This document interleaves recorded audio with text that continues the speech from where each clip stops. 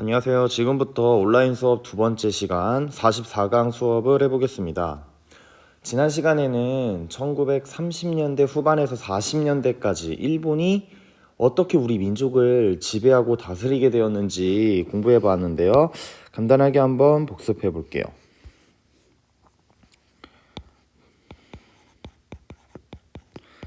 자, 이때 일본은 활발한 전쟁을 벌이게 됩니다. 다른 나라를 지배하고 그 나라로부터 여러 가지 것들을 빼앗아서 나라의 힘을 키우려고 했기 때문에 전쟁에 필요한 것들을 우리 민족으로부터 다 빼앗고 해결하려고 했어요. 그래서 배웠던 내용이 민족 말살 정책 아니면 일상생활을 통제한다던가. 자, 일상생활을 통제할 때 좀 독특한 게 있었는데 한번 떠올려 본다면 애국반이라는 걸 각 마을마다 조직하게 해서 사람이 누가 태어났고 나이가 몇 살이고 어디에 살고 있는지를 파악한 다음에 그들을 통제하려고 했었죠. 자, 이런 내용들을 배웠습니다. 그러면 이번 시간에는 뭘 배우게 되냐면, 자, 이번 시간에 배울 주제를 여기 있는 이 내용 말고 조금 더 포괄적으로 한번 주제를 다시 한번 잡아볼게요. 자,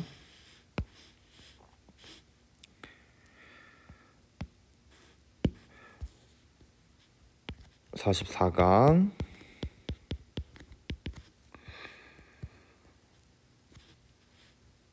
1930에서 1945년 독립운동에 대해서 배울 건데, 자, 선생님이 얘기했을 거예요. 2000년 역사상 가장 어려운 파트 1920년대 독립운동, 그리고 바로 이 파트. 자, 상당히 복잡하고 어지럽고 모였다가 헤어지고 계속 반복되는 내용을 배울 건데, 자, 요 독립운동은 도대체 어느 지역에서 주로 활발하게 일어나느냐? 자, 국내나 만주보다는 중국 관내에서 활발하게 이루어진다. 요 점을 반드시 기억하면서 수업을 들어야 돼요. 자, 그럼 왜 국내에서는 활발하게 이루어질 수 없었는지 당연하겠죠, 여러분. 일제강점기가 1910년부터 이루어지면서 1930년대에 이르면 더 강압적으로 민족 말살 정책을 실시한다던가 여러 가지를 더 강하게 통제했기 때문에 국내에서는 독립운동이 거의 불가능했다. 그 다음에 이 만주 같은 경우에는 1931년에 큰 사건이 일어나죠. 요 사건.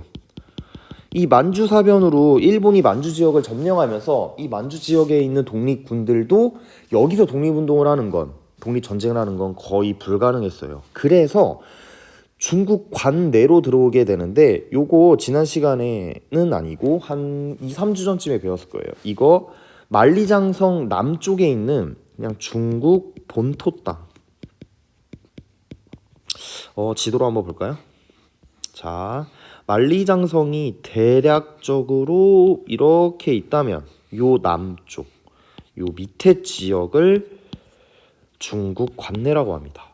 여기서 우리 독립군이 활발하게 독립운동을 하고 독립전쟁을 했다 라는 이야기인데,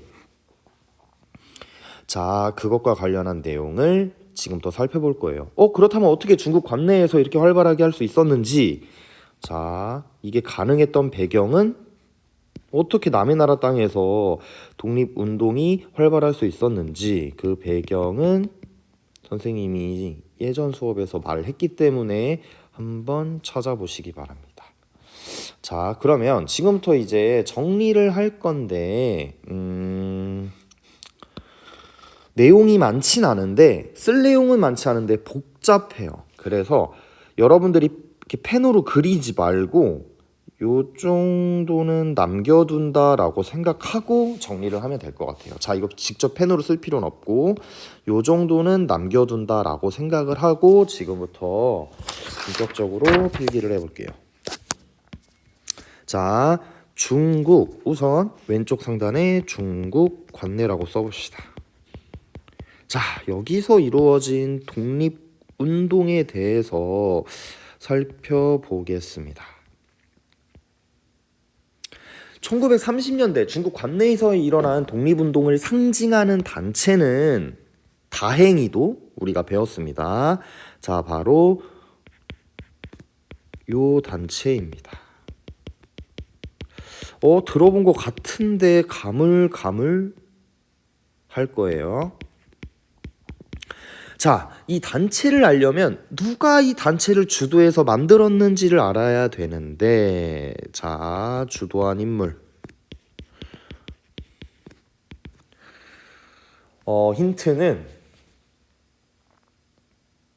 의열단을 만든 사람. 그 사람이 의열단에서 열심히 암살을 해봤는데도 불구하고 일본 애들이 바뀌는 게 전혀 없네? 그래서 안 되겠다. 어떤 단체를 만들고 어떤 군대를 만들어야겠다라고 해서 만들었던 단체입니다. 자, 바로 그 인물은 김원봉 선생이죠. 약산 김원봉 선생. 자, 이 단체가 중요한 이유는 뭐냐면 바로 이 단체는 1920년대 신간회가 민족주의와 사회주의 사람들을 합쳤다면 1930년대에 중국 관내에 있는 우리 독립운동가들, 민족주의자와 사회주의자들을 하나로 합쳐서 만든 단체예요. 그러니까 신간회만큼 중요한 단체라는 이야기죠. 자, 민족주의자, 사회주의자 합해서 만든 단체다라는 거고, 자, 이제 색깔펜으로 좀 써볼게요. 그럼 이때 민족주의자로 민족혁명당이라는 정치단체에 가입한 사람 2명을 쓸 건데, 자, 처음 들어볼 수도 있는데 매우 중요한 인물, 그 다음에 요 사람은 들어봤을 거예요. 지청천. 신흥무관학교부터 시작해서 만주에서 한국 독립군을 이끌었던 그 사람이거든요. 복습할 때 한번 기억해 보세요. 요 사람들이 참여했고, 사회주의에서는 가장 대표적으로 이 단체를 만든 사람이라고 할 수 있겠어요. 근데 이 민족혁명당이라는 단체에 중국에 있는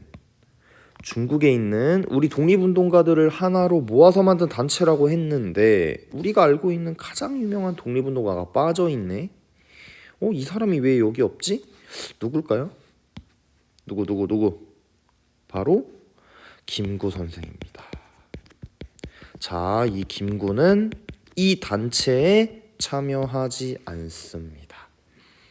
자, 왜 참여 안 했는지 중요하기 때문에 색깔펜으로 한번 써볼게요. 김구 선생 하면 독립운동가를 대표하는 사람인데 왜 이분이 민족혁명당이라는 통합된 정치단체에 참여하지 않았냐? 자, 이분의 논리를 그대로 써줄게요. 독립운동을 할 때에는 이 단체가 아닌 임시정부, 대한민국 임시정부, 줄여서 임정이라고 쓸게요. 이 임시정부가 이 독립운동을 주도해야 한다고 주장을 해요.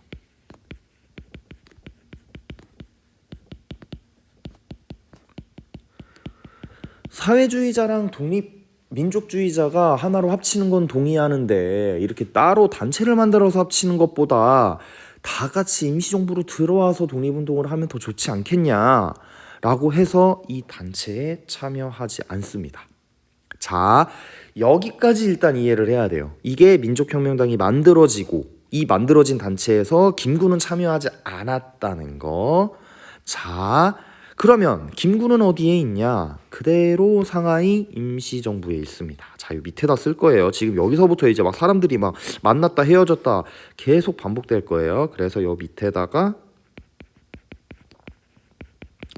대한민국 임시정부라고 씁시다. 자,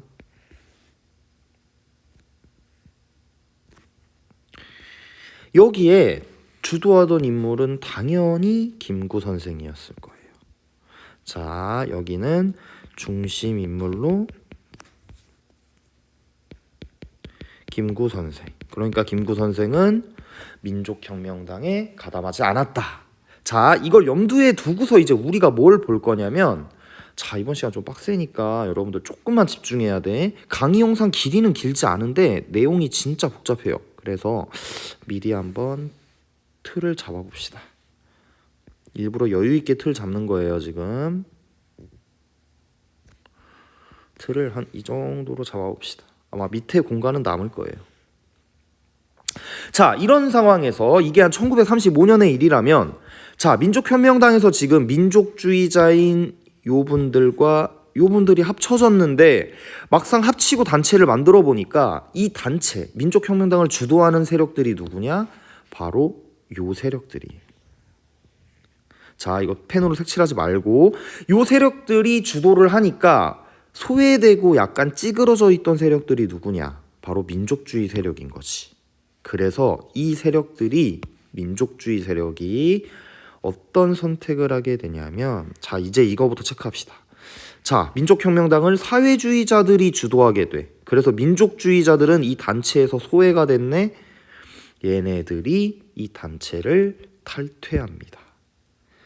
자, 탈퇴해서 어디로 가냐? 바로 일로 가게 됩니다.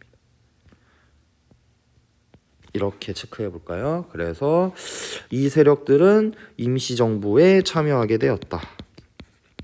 이렇게 체크를 일단 해두시면 됩니다. 자, 그러면 이 민족혁명당은 사실 민족주의자나 사회주의자가 힘을 합쳐서 만든 단체인데 민족주의자들이 대부분이 다 나갔다. 그래서 지금 사회주의자들만 남아있는 상황이야. 자, 요 상황에서 요 김원봉을 중심으로 한 사회주의자들, 아직 민족혁명당은 있습니다. 자, 요 사람들이 만든 군대를 써볼 거예요. 이거 우리 배웠으니까. 내가 수업 초반에 질문했던 그 내용. 민족혁명당에 남아있던 김원봉이 만든 군대가 우리가 배웠던 조선 의용대입니다. 이거 기억날 거예요.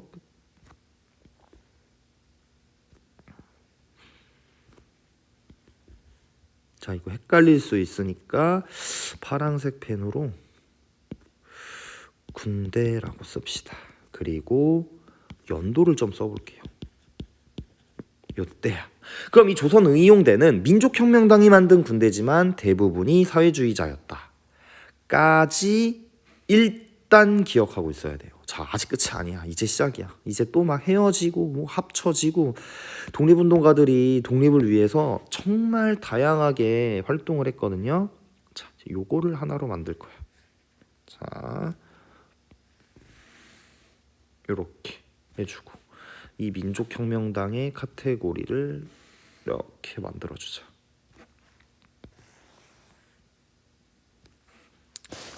자, 그래서 지금 이제 주목할 거는 요 군대인데, 요 군대, 조선의용대, 요 군대는 지금 사회주의자들만 남아있는데 이 사회주의자들 안에서 생각이 조금씩 달라. 뭐냐면 오직 사회주의자들만 독립운동을 하자. 응, 아니야. 우리 민족이 그래도 합쳐져야 돼. 라고 두 갈래로 생각이 갈라져요. 그래서 자, 여기다 뭐라고 쓸 거냐면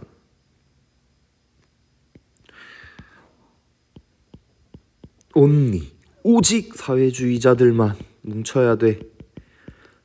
훨씬 더 사회주의에 미쳐있던 사람들, 그들이 이 군대에서 빠져나옵니다. 어디로 빠져나오는지는 좀 이따 지도로 볼 거고, 따로 튀어져 나와서 만든 군대 이름이 조선의용대 화북지대라는 군대 이름으로 이름을 바꾸게 돼요. 얘네 온리 사회주의자. 자, 이렇게 화북이라는 지역으로 이제 옮겨가게 된 다음에 얘네들이 중국 공산당 애들과 협력해서 군대를 새로 만들게 되거든요. 그 군대가 조선의용군이야. 조선의용대, 요거랑 얘들아 헷갈리면 안 된다. 순서를 대군이야. 군대 아니고. 순서 외울 때 이거 진짜 헷갈려 얘들아. 그러면 요 조선의용군의 핵심은 뭐냐? 온리 사회주의자들이 중국의 공산당과 협력해서 만든 군대다 라고 해서 여기다가 중국 공산당과 협력.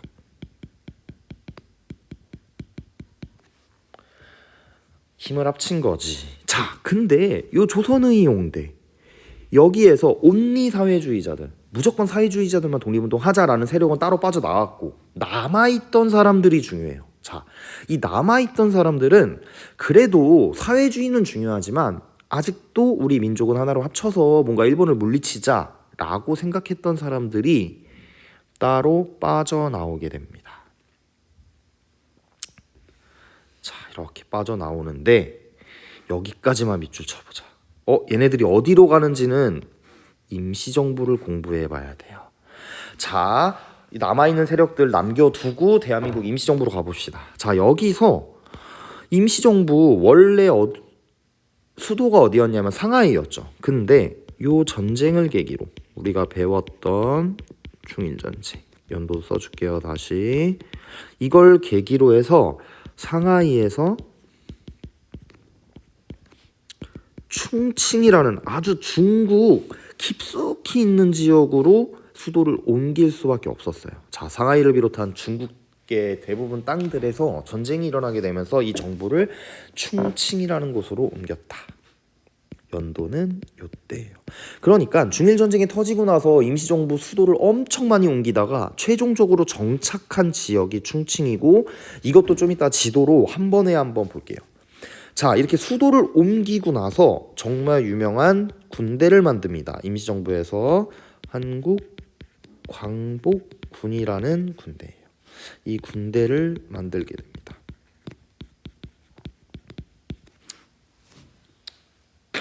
그래서 여기에 남아있던 세력, 자, 이 조선의용대 여기서 남아있던 세력이 어디로 참여하게 되냐면 일로 이렇게 참여하게 돼요. 우리 한국광복군으로 이렇게. 그래서 이거 더 깔끔하게 하자. 이렇게 일로 들어가게 돼. 이 들어갔던 사람이 누구냐? 바로 약산 김원봉 선생이에요. 김원봉을 중심으로 한 세력은 일로 들어가서 김구 선생과 함께 독립운동을 하려고 했다라는 거 기억하면 될 것 같아요. 자, 그리고 이제 한국광복군까지만 우리가 할 거거든요. 자, 그래서 이 한국광복군 이끌었던 사람 한번 써봅시다. 너희들이 다 공부한 사람이야. 바로 지청천이라는 장군. 또 나오지 얘들아, 지청천. 여기서 민족혁명당에 가담했다가 임시정부로 들어와서 만들어진 이 군대도 지청천이 이끌었다라는 거고, 이게 지금 이 한국광복군의 활동이 진짜 시험에 잘 나오거든요. 그래서 이거 별표 2개 치고 2가지 활동을 하는데 일단 필기를 하고 설명할게요. 자, 인도 미얀마 이 지역에서 이 전선은 전쟁이 일어나고 있는 지역을 말해요. 여기에 직접 참여하게 됩니다. 그리고 두 번째는 미국의 군사 작전을 주도하는 기구가 있어요. OSS라고 불리는데 여기랑 한국광복군이 함께 협력해서 우리 한반도에 몰래 진입해서 일본을 무너뜨리려는 이 작전을 계획하고 실제로 수행하기 그 직전까지 가게 된다라고 이해하면 될 것 같아요. 자, 그러면 인도 미얀마 전선에서 우리 광복군이 했던 활동이 뭐냐면 간단합니다. 여기서는 지금 이 인도를 장악하고 있던 게 영국이었거든요. 그래서 이 영국이 일본하고 사이가 안 좋잖아. 그래서 영국이 잡아들인 일본군 포로 얘네들을 신문하는 역할을 우리 한국 광복군이 맡게 됩니다. 우리 한국 광복군 중에는 일제 강점기에 살았던 사람들이기 때문에 일본어를 잘 알잖아. 그러니까 일본군 포로들을 신문하는 역할을 했고, 자, 요거 국내 진공 작전, 이거 말로 설명해 줄게요. 미국이랑 우리나라가 힘을 합쳐서 중국에서 잠수함을 타고 한반도로 몰래 들어가서 한반도에 있는 일본 애들을 싹 다 두드려 패겠다라는 작전이었는데, 이 작전을 시행하기 직전에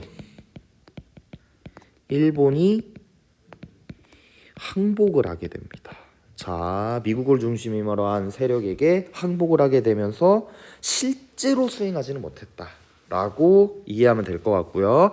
자, 다음 시간에는 이 파트에 이어서 이거는 쓰지 마세요. 여기 간단한 내용이랑 아까 이야기했던 요거 비워두라는 내용, 여기까지 수업을 하고 아마 뭐 퀴즈 같은 거 간단한 거 내는 걸로 다음 시간을 대체하려고 합니다. 자, 여러분 모두 고생했고요. 이 파트 너무 복잡하고 어려우니까, 아 맞다, 교과서 안 봤네? 얘들아 진짜 미안. 빨리 보자. 자, 정말 중요한 내용이기 때문에 꼭 봐야 돼. 자, 우선 우리가 볼 거, 상하이 임시정부. 상하이 대한민국 임시정부가 중일전쟁 터지고 나서 계속 이동한다. 최종적 목적지까지는 알아야 된다. 충칭, 여기 있다는 거. 자, 그리고 그 민족혁명당이 만든 단체 있죠. 다른 색으로 해볼게요. 그 민족혁명당이 만든 군대, 요 조선의용대, 이거 두 가지로 갈라지게 되는데, 일단 여기 있다가 이 지역까지는 같이 이동을 하는데, 여기서 완전 사회주의자들은 이렇게 이동을 하고, 그래서 요 두 개의 단체를 만들었고, 그 다음에 김원봉을 중심으로 한 세력은 요렇게 이동을 했다. 이거 꼭 체크하고 반드시 기억해야 됩니다. 이 내용. 자, 여기까지 할 테니까 여러분들 필기한 내용 사진 찍어서 과제 제출하고, 과제 제출 기한은 오늘 밤까지. 자, 과제 제출을 해야 출결 인정받으니까 꼭 과제 제출하세요. 자, 모두 수고하셨습니다.